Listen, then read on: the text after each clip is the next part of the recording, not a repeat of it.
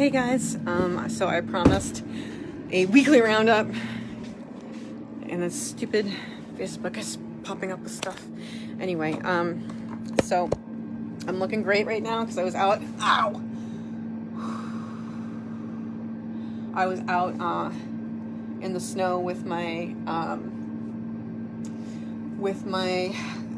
coat and scarf and hat, and my hair is a mess. So, and I apparently did not get a lot of sleep. So there's anyway, whatever.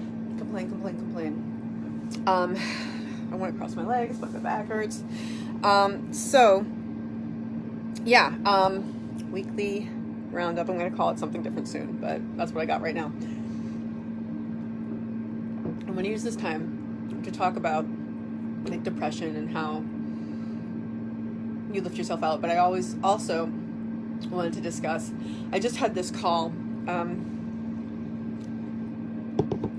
really good Zoom call. See if I can do this without hurting myself. Okay.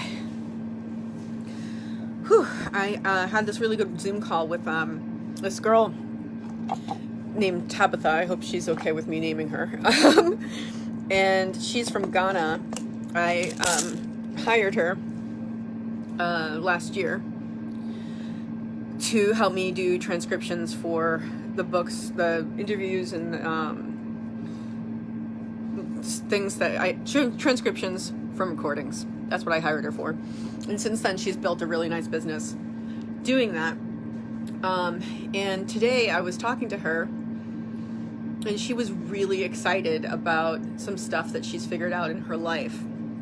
Really excited, you know when someone's face is just glowing and makes you want to smile and be really happy for them because they're so happy. That's what was going on. And she just and it gave me energy, you know what I mean? She was talking about how she's really been on an emotional journey, an emotional growth journey, and she's realized a lot of stuff. And it really reminded me of it really reminded me of kind of the journey that I'm on. So we talked a little bit about that, and there'll be hopefully some collaboration. I mean, wow, it is snowing. Oh, okay. Yeah, I know. I have curtains, and I keep them drawn because less than 20 feet away is the next house, and they can see into my room. But I really like natural light. Okay. That's neither here nor there. Anyway, so hopefully we'll have a little collaboration coming soon. I'll let you know about it, because she wants to document her journey as well. And so I was like, hey, guess what I'm doing? It's gonna be cool.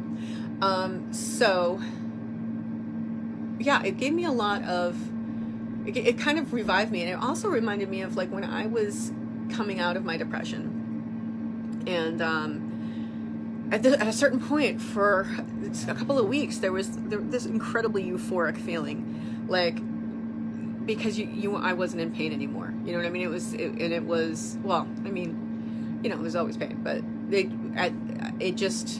was released. That incredible burden was released, and I went around for 3 weeks feeling, like I was walking on air, and that's kind of the way she looked. So I'm really happy for her, and it's given me renewed my purpose, and it's exciting. So what was I gonna say? Anyway,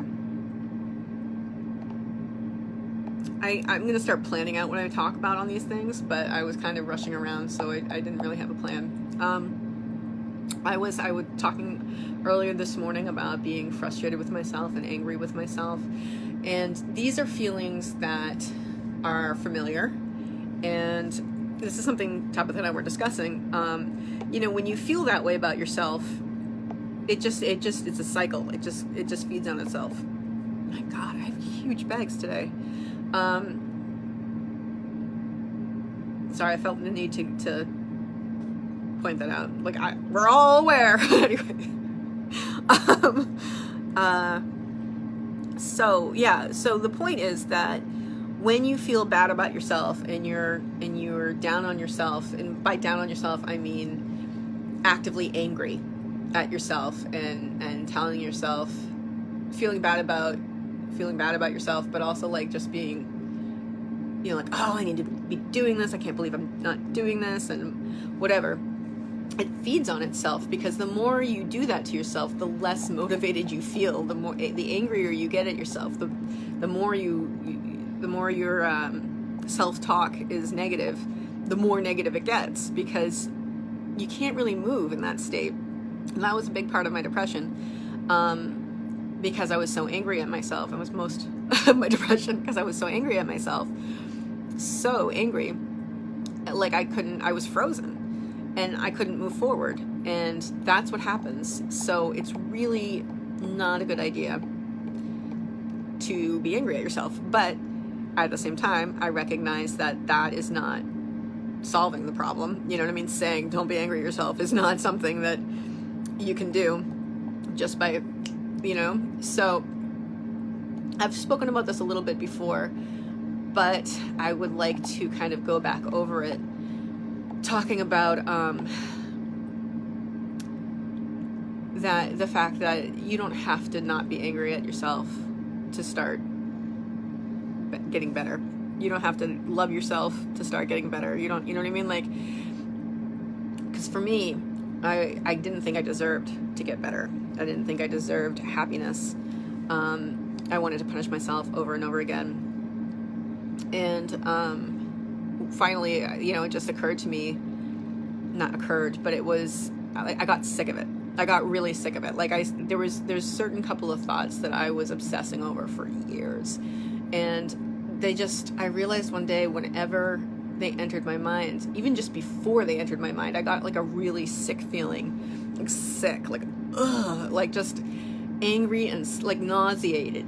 And I was like, oh my God, like I don't know why I noticed it this particular time, but it was associated directly with the thought. I was like, I felt that way, and then the thought came, and because I knew that's what the thought was coming, right? Because that's my brain. And I was just like, I'm sick of this. I'm sick of it. I don't want this anymore. Not that I ever wanted it, but I determined that like I needed to do something about it, whether or not I liked myself, because my life was not going anywhere, and it was not going to go anywhere until I did something about this, because this was what was keeping me stuck. So I started off even just saying like, I hate myself, and I don't, you know, I don't think I deserve happiness and all this stuff, but I can't, if I don't want to wake up and, you know, at age 70 the same way as I'm right now, or it would get worse, like who knows, maybe I'll end up like on the streets because I can't take care of myself. I just I knew it needed to change, regardless of how I felt about myself. So I started training myself to think of something different anytime those thoughts came into my head. And it's interesting, you know, to be, the first step of that is we become aware that the thought's going on. And that can be hard at first, because you find most of the time you find yourself all the way into the emotion and all the way into the thought before you realized it's happened. Because you just literally lose yourself, right? That's yourself is lost, and you're not there anymore. You're in that, and that can be hard to start to recognize. But once you do start recognizing that, you know, like, because you're eventually like, oh, you become conscious of it. Isn't that weird? You're not conscious of it. You're not even conscious of it, because your consciousness is just taken away. And that's what Michael Singer's talking about. It's interesting when you listen to something and then you're like, oh, I get it. Yeah, totally, I get it. And then you get a deeper understanding of it. And that's what's happening right now.